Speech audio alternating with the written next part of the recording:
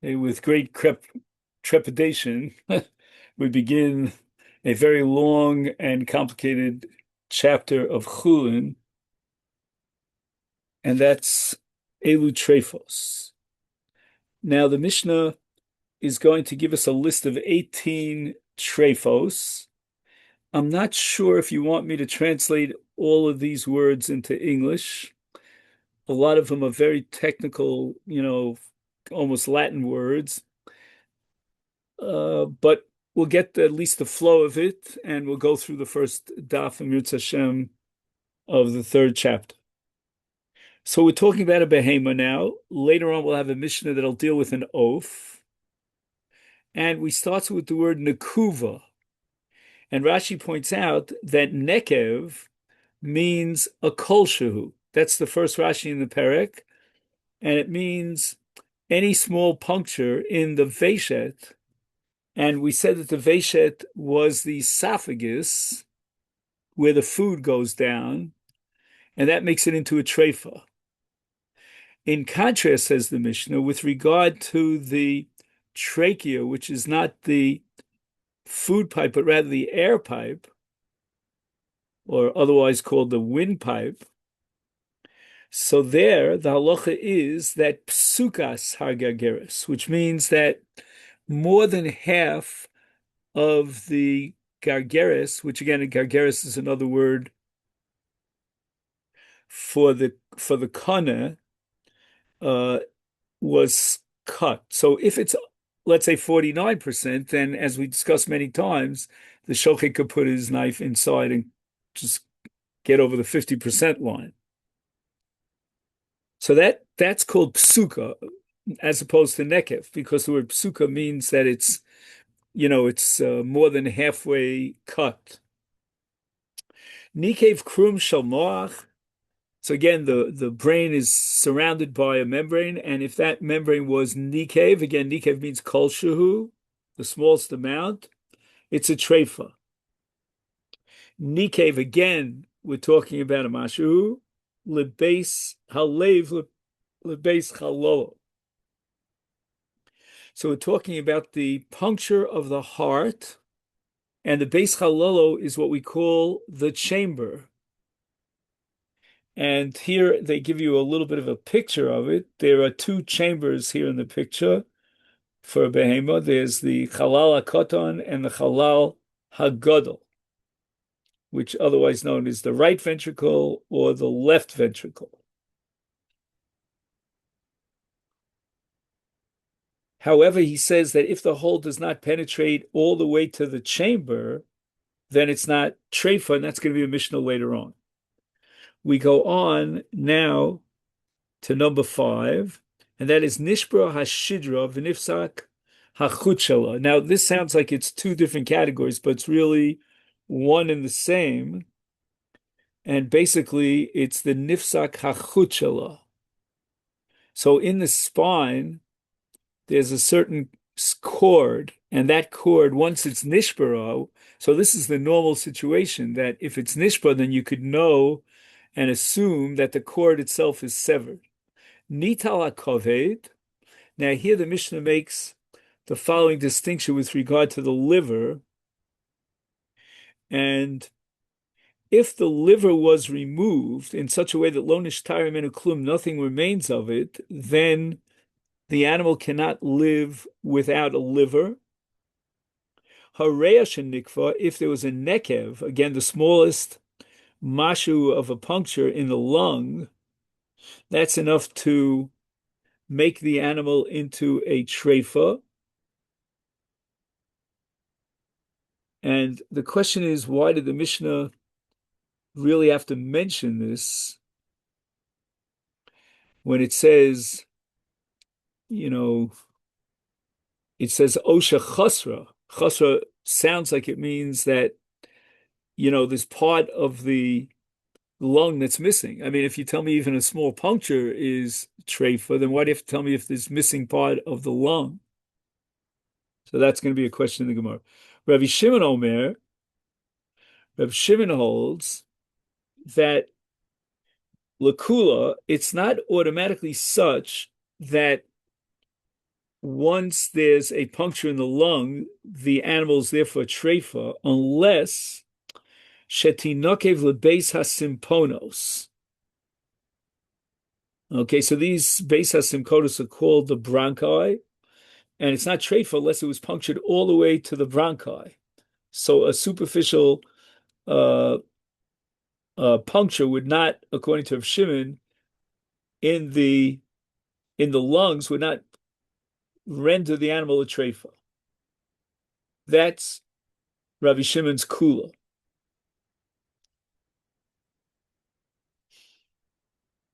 Next, nikva hakeva.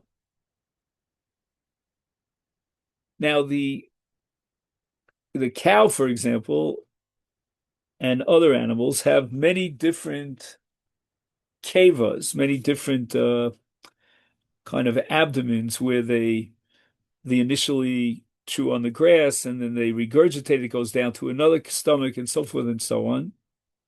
So if there's a slight nekev in the keva, and again we have a picture here of the keva, and there are four stomachs all told. The grasses are chewed and then swallowed, passed down to something called the keres, which we'll get up to in a minute, or the kores, which in English is called a paunch, otherwise known as a rumen, rumen, which is a large storage sac where preliminary digestion occurs. From the paunch, the food moves into the base hakosos, which is called in English the reticulum. Again, we have to take a quick course as veterinarians here. Anyway, the lining of this is honeycombed by ridges and deep pits or cups.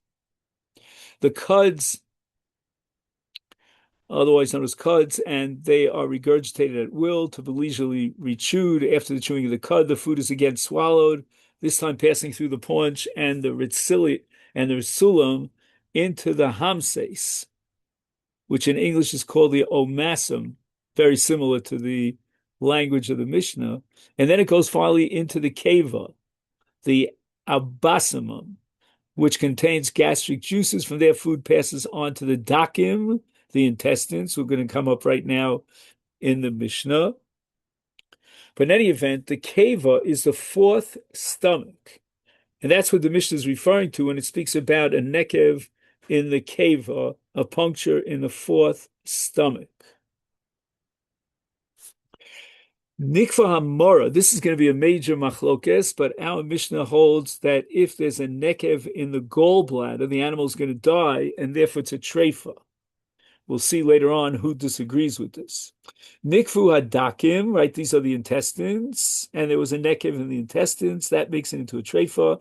Hakares hapnimis shenikva, the inner paunch, if it was punctured, makes it into a treifa. Oh, shenikra rov hachitzona. If you're talking about the outer paunch, so there's an inner paunch, which is very sensitive, and as soon as there's a slight nekev, that already makes the animal to treifa. But with regard to the chitzona, the outer paunch, and again we have diagrams here, then if that was torn, it's a treifa, but only because it's rov.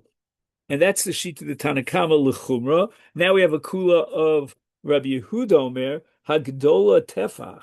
It all depends upon the type of animal you're talking about. There are large animals and there are smaller animals. So, for example, sheep and goat are considered smaller animals. And it doesn't matter what the size of it is. Once they're classified as a small animal, then that's what they are. And that's called a ketana. Whereas a gdola, which refers to, let's say, a cow, in such a case, says Rabbi Yehuda, then it's not enough to make it into a treif. It's not enough that it has a nekev, which we said was a mashu, but rather you need a tefach, right? A handbreadth. And in the case of a ketana, in the case of a small animal, like we said, a sheep or a goat, that's when we apply that principle of nikra rov hachitzona, beruba. Then it's a treifel. Now we have something called a hemses. which again is part of the digestive system of the animal. And Beis hakosos, again, this is called the reticulum, right, which is punctured, and it's lachutz towards the outside. That makes it into a trephel. The Beis hakosos, the reticulum, is the second stomach. The hemses, the omasum, is the third stomach. The walls of these two organs are distinct, but they are joined around the opening through which the food passes from one to the other. The Mishnah states that if either of these organs is punctured through the outside of the organ, the animal is a treifa, to the exclusion of the case where they are perforated in the place where they are joined, so that the opening through which goes through the entire wall of the organ does not go up, does not go to the outside. And then the animal is kosher. Okay, as a long discussion here about lachutz, which we'll probably get to later on in daf nun beis or nun he. In any event, nafla min hagan, if the animal falls from a roof, we assume that it's a treifa. And now, if you shecht it immediately without waiting for 24 hours, then it's mitayer midei nevela. The shechita is meaningful to remove tumas nevela. If, however, you waited 24 hours between the time that it fell from the roof and the time they actually slaughtered the animal, then it's no longer in the category of a nefula, but rather it becomes a nevela. Now we go on. Nishtabu rov tzoseh. So we're talking about the ribs, and we're saying now that if one rib were to break, the animal is still kosher, it won't die. But if most of the ribs are broken, and this has nothing to do with a fall, anything could cause it to break its ribs. Okay, now we go on to drusa. Drusa is a whole new category of trephos, and drusa refers to different kinds of animals that dug their claws into these are dorsim, animals that attack you and claw you. For example, drusas hazev, right? If the animal, we'll see if it's a small animal or not, was clawed by a wolf, and the assumption is that when the claws of the wolf dig into the skin of its prey, then the bacteria will cause this certain kind of very dangerous, we'll call it a venom. And then when that venom is injected into the smaller animals, it will kill the animal. And that's called a drusa, and we're talking about ze'ev. We'll soon see that there's another kind of drusa, which calls a zev of a lion. And that's a whole different story. But Rabbi Yehuda Omer, drusas hazev b'daka u'b'drusas ari begasa. If the wolf attacks and claws a small animal, then it makes that small animal, through that venom that we discussed, into a treifa. But if that ze'ev would attack and claw a larger animal, the larger animal remains kosher. But if an ari, a lion, will pounce upon a gasa, even a very large animal, then it becomes a treifa. And certainly it goes without saying if it's a sheep or a goat, but now we're talking about a larger animal. I'm sorry about one thing. I forgot, I meant to look up the word bovine. Bovine is a cow. Does that make sense? Yeah, okay. I want to just check that out, but I didn't get a chance. Okay. So the largest species include a cow, let's say a bovine, and Rabbi Yehuda is pointing out that a lion has a lot more meat to bacteriate and cause venom, and therefore that could kill, if the lion digs its claws into the cow, and therefore becomes a treifa. Now, for some reason, unbeknown, the Mishnah now throws in something about ophos, about birds. We didn't really discuss birds at all, and it's going to be the subject of a later Mishnah. But in any event, we're talking now about I think it's called a falcon. Let me just see how he translates this. Just one second. Sorry. Um, okay, he tells you it's in French, esparvier or épervier, a sparrow hawk. Okay, so we'll see that there are different types of hawks and different types of birds that are attacked by these hawks, which you call a nets, is a hawk. And drusa means it's clawed. So if the nets, which we'll call right now a hawk,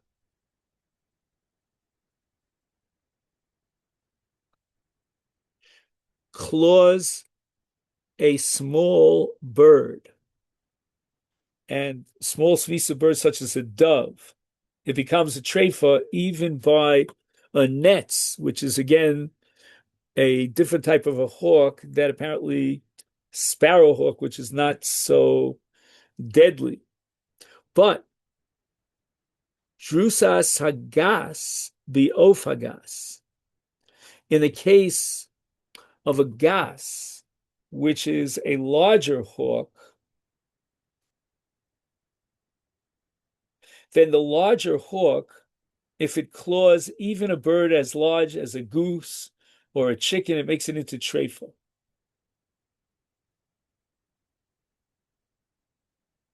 He just translates it through the French as a large hawk. Now, Ze'aklal, whenever the Mishnah ends with Ze'aklal, you know it's coming to add something. The Gemara is going to try to figure out what. Kol she'ein kamoa chaya treifa. If an animal that was healthy, but then these different occurrences happen, it would not live. That defines a treifa. So that our Mishnah here reflects that shita in the Tanoim, that a treifa means by definition that it's going to die.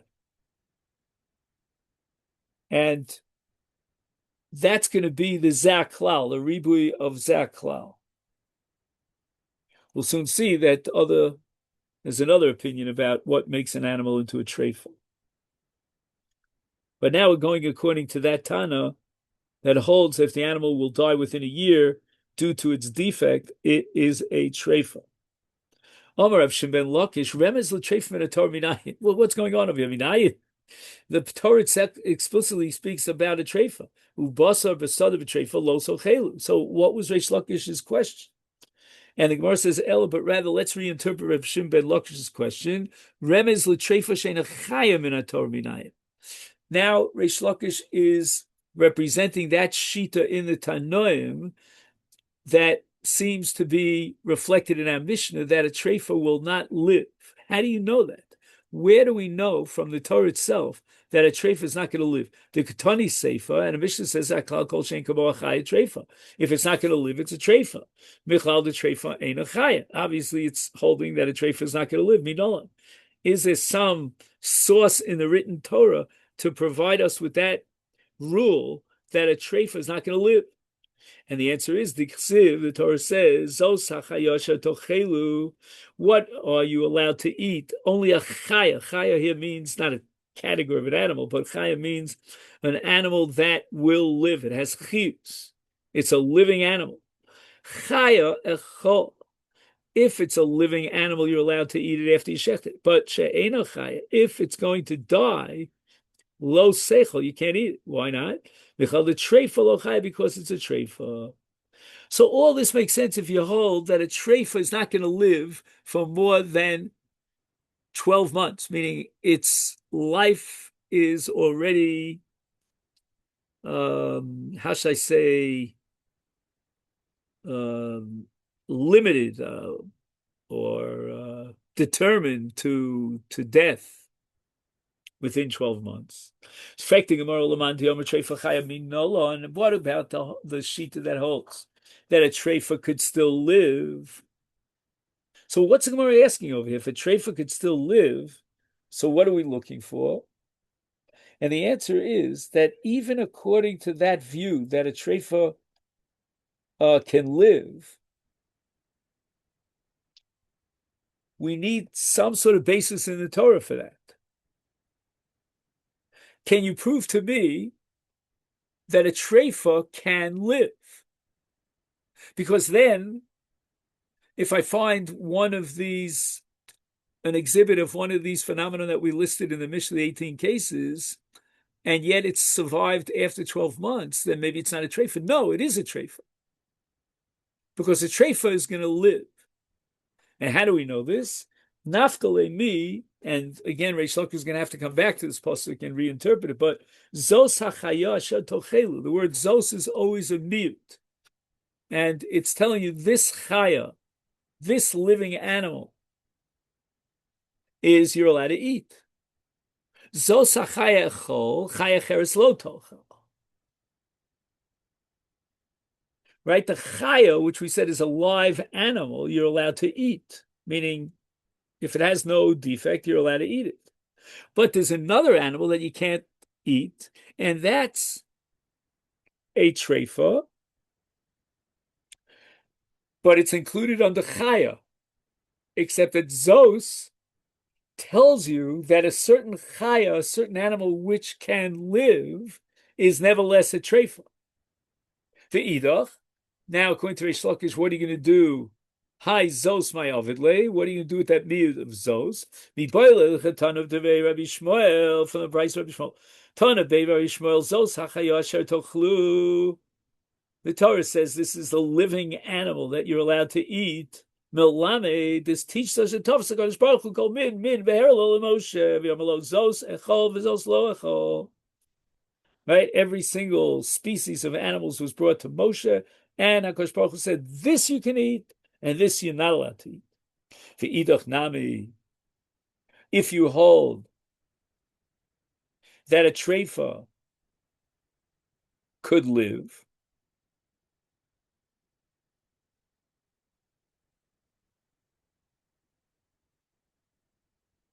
just one second. What's the Gemara asking now? If you hold that a treifa can live.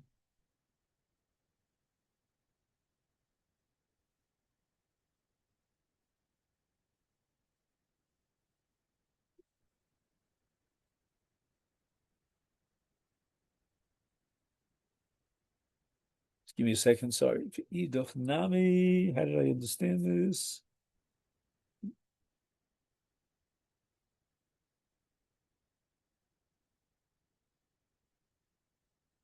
Yeah, I think what the Gemara means to say is that since we have Tana Debei Rabbi Shmuel, that Esachayesha Tochelu is coming to teach you that all the animals and the species of animals were brought before Moshe Rabbeinu, etc. Therefore, you can no longer use this pasuk, Azos Hachayah Tochelu, as a source for the fact that a treifa could live. So we need a new Enochinami, we need a new source, so substitute. El treifa chayim, how do we know that a treifa can live? Nafkle me'idach, another brayso of Tana Bei Shmuel, Tana Bei Shmuel. Ben hachaya hanecheles uben hachaya sherlo te'ochel. And this, I believe, is a pasuk in Shmini. Let's see. I think.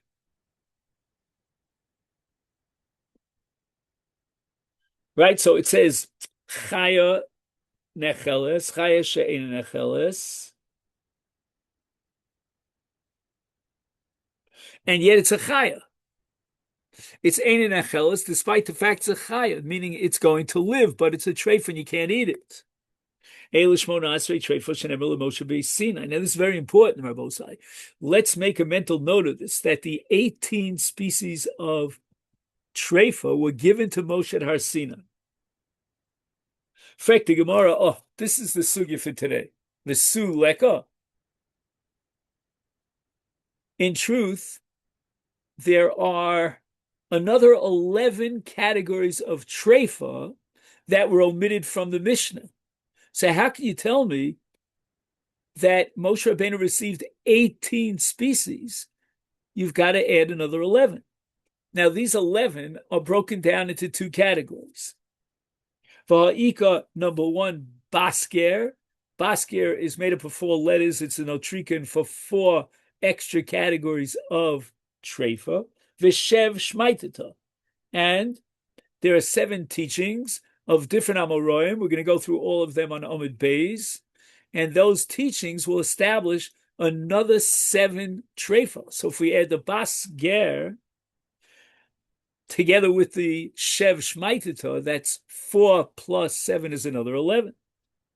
Why were these 11 not counted? And that would jack up the number, and you don't have this magical number 18. Now, I mentioned magical number because we're going to see over and over again, all the calculations revolve around how we get to the 18 treifas, that special number.